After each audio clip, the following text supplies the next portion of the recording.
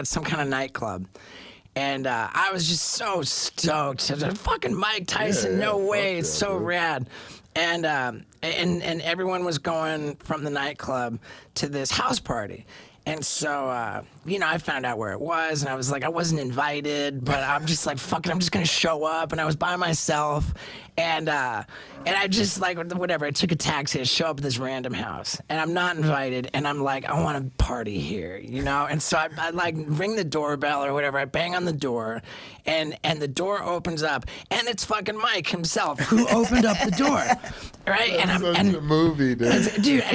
Mike opens up the door, and I'm like, no way, I don't know anybody here, I don't even know Mike, but I said, hey man, is it cool if I come in? And Mike, like, it was like he threw a punch, like it was like he threw a punch like past me, like over my shoulder, and like threw it like next to me, past me, and hooked it, and then pulled you by the shoulder. Yeah, well, no, by the like clocked me in the back of my head, not knocking me into the house.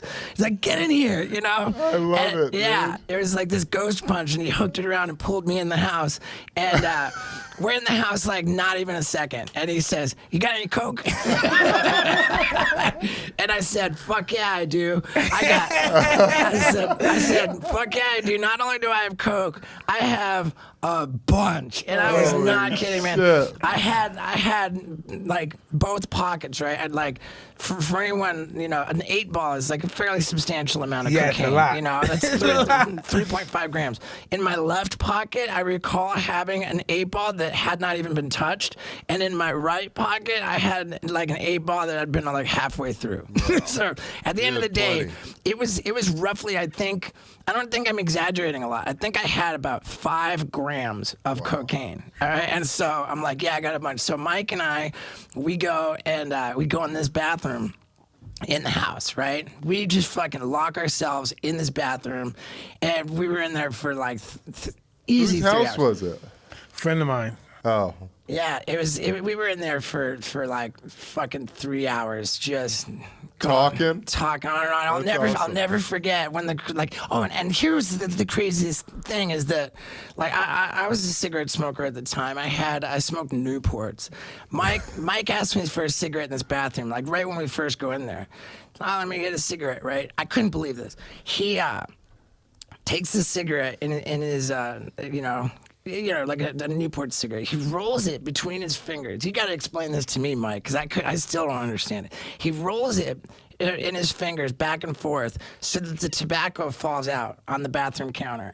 Right, like, and he keeps doing it, rolls it back. So he gets done with it. Now, like, there's the brown filter on the end, and the cigarette paper is empty. It's just like a cylinder, like an empty tube of cigarette paper.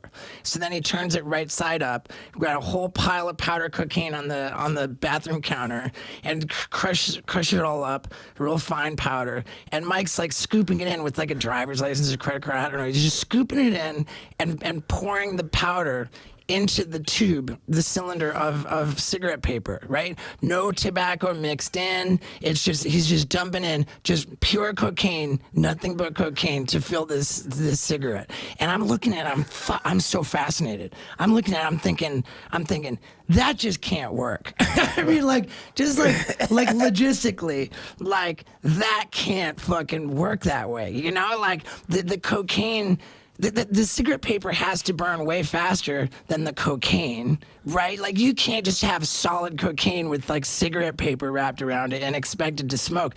And I'm watching him do this, and I'm just thinking, like, this is the most fascinating, like, fucking drug addict science fair experiment. And that's what it was. And sure enough, he got it to work. I mean, did you pull the filter out? Yeah, pull the filter out. Pull the filter out, and he's just like cradling it, and like he smoked it. Now, I was like a little bit weirded out by the idea of smoking coke, so I was just snorting it. Mike finishes his cigarette contraption, and then like he gets done with it, and he makes another. And he makes another. And I'm so fascinated, right? I just keep giving him. I don't care. I just let Mike have it. I'm like, dude, I was so fascinated. The experience was so incredible, and like, mind you, smoking all this cocaine, we're locked in like a small bathroom. Like, it is so dense, the smoke in the air. Like, no crack house could possibly be that fucked up of like air quality, as far as just being in a cloud of fucking cocaine smoke.